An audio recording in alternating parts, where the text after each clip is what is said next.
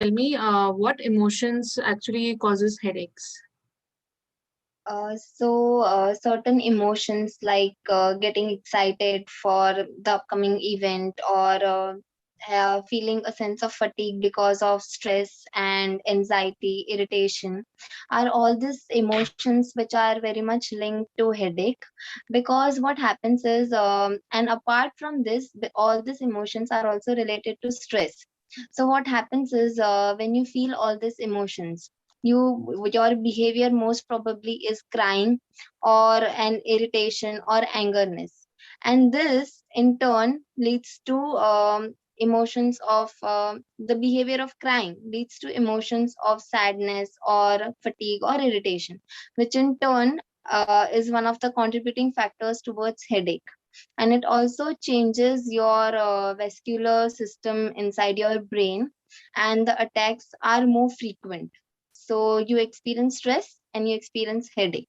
So the emotion which are linked to stress are also linked to headache. Okay, so do you think that this headache is physical or a mental pain? So I would say that for centuries it was believed that headache is just a psychological, like it has just psychological side to it. But now over the years, various researches have been done, and it has been shown that headache is actually a biomedical pain.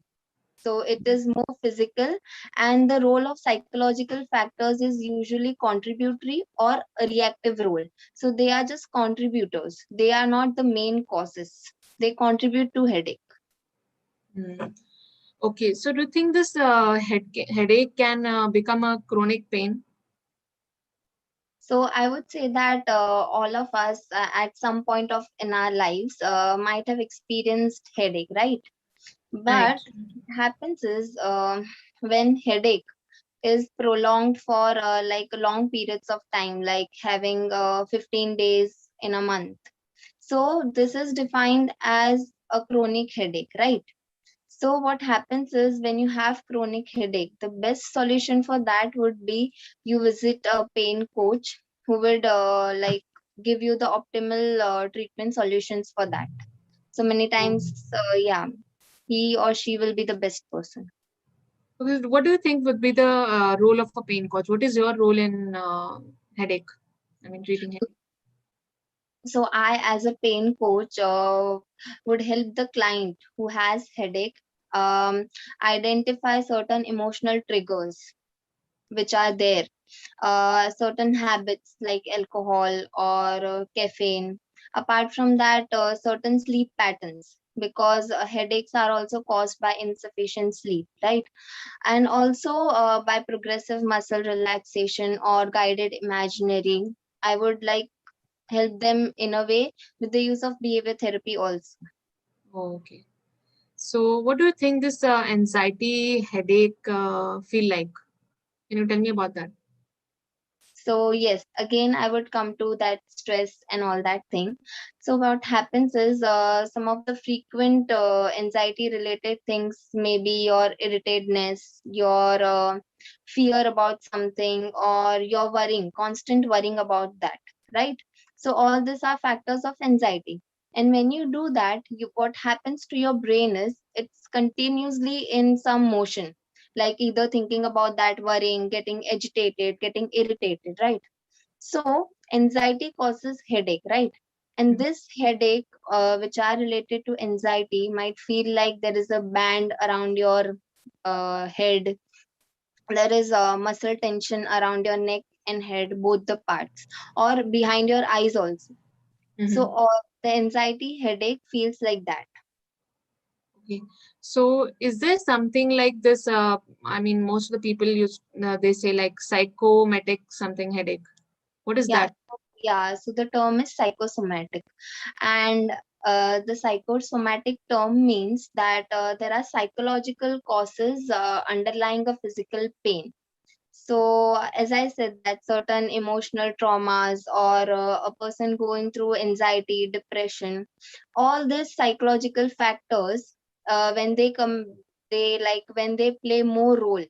and they contribute more are referred to as psychosomatic headaches. So, for example, if the person is taking sufficient amount of sleep, he is not worrying also much, or let's say he's not his habits are also good, he's not taking any tension and all that, but still he feels headache. So the person who are more prone to psychological disorders like anxiety, depression, or are under any psychiatric illness are related to that psychosomatic headache thing. Oh, so that is great. This information is very helpful. So can you tell me, all the people who are watching this live right now about the tips for maintaining this avoiding headache.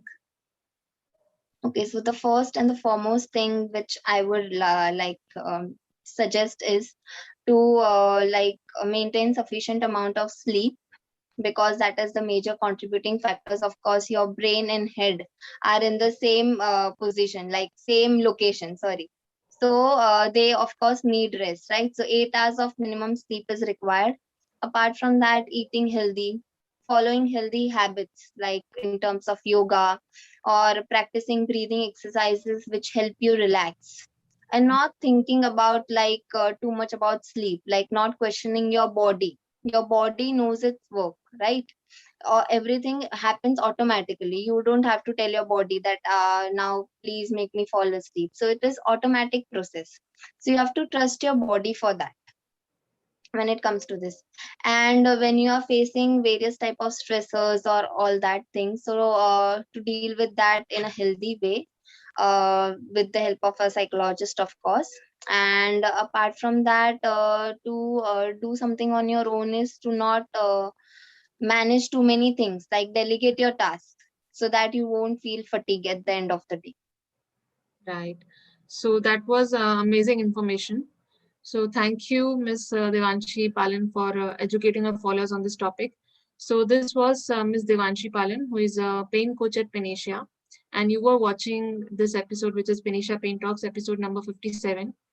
That is pain coaching for headache. Before we end, I must inform you that you can now consult us online as well as offline, just by calling on 89284 So please do join us again on the weekdays from Monday to Friday for the next episode of Anisha Pain Talks. Until then, next time, namaste. Thank you, Ms. Devanshi. Thank you. Bye. Bye.